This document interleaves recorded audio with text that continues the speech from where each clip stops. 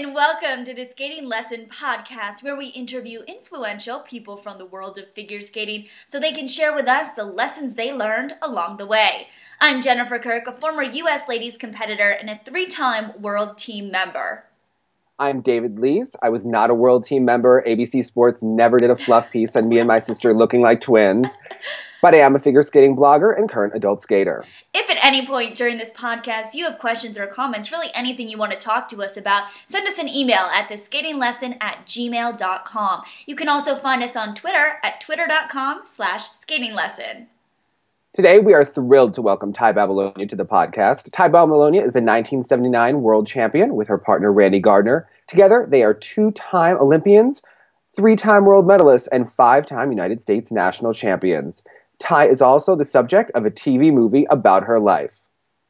All right, so Tai, welcome to the show. Thank you so much. I'm so excited. And I'm so proud of both of you. So thank you, thank you, thank you. Thank you, Tai. Well, thank you. Welcome. Well, Tai, Jen and I have both followed you on Twitter for a long time, and it just seems like there's nothing that you don't do. We see you writing poetry. We hear that you're writing a book. Right. You're skating with Snoopy, I think, the other day. You and Randy are skating together. You were naked in New York City for PETA, I guess. You looked really good in that, Tai, by the way.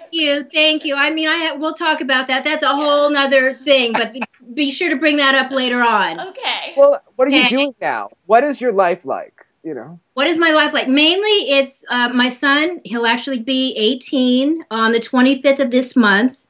So that's freaking me out.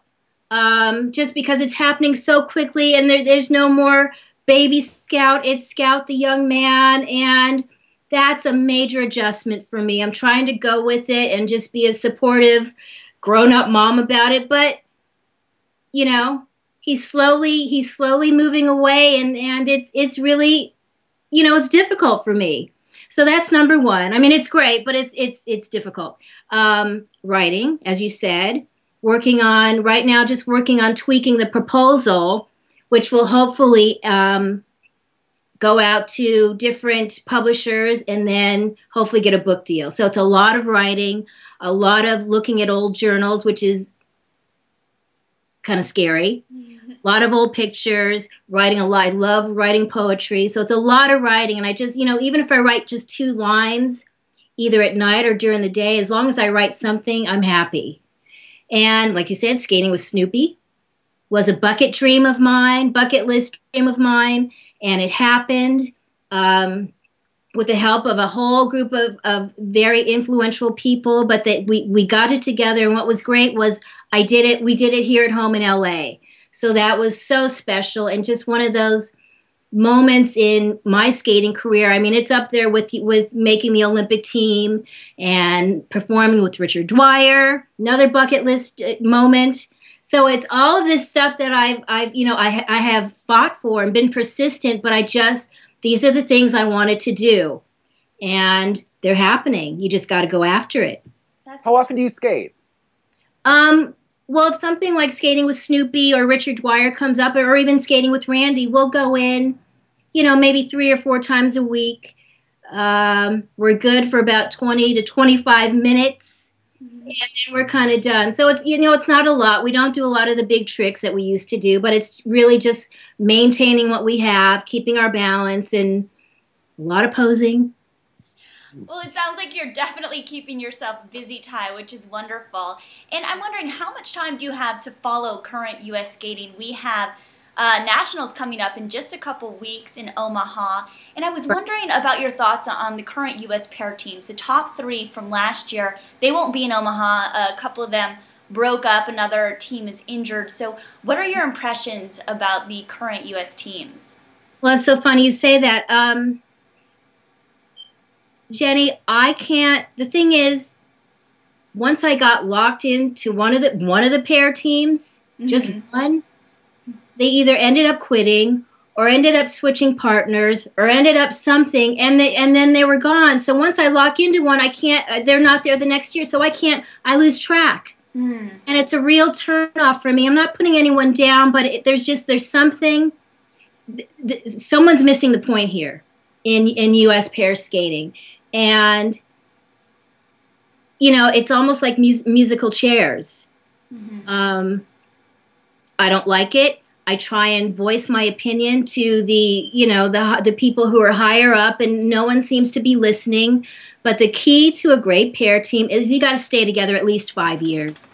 And that just doesn't, no one seems to get that. So that's why you have what you have right now. And it's too bad because the talent is there. They just don't understand. You got to stay together. You have to stay together through thick and thin. And in my case, or in the case of Tai and Randy, when I did start to grow, 16, 17, even 15, we stuck it out. We stayed together. Randy and I are very similar in height. But Mr. Nix, the brilliance of Mr. Nix was he figured out what our strengths and weaknesses were.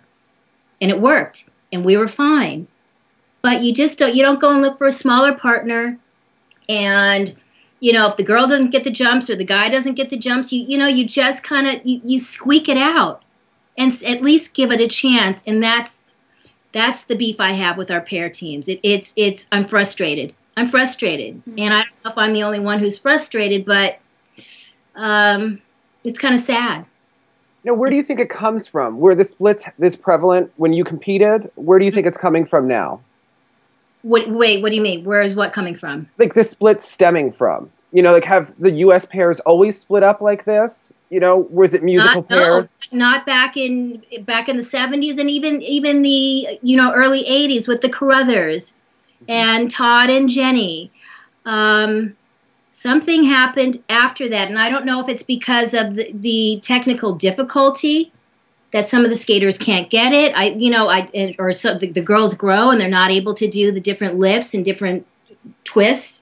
I'm not sure. It's why can't they get it? Why can't they look back in the past at what we had, and it worked. I mean, we were winning. The Carruthers were winning. Kenny and JoJo were winning.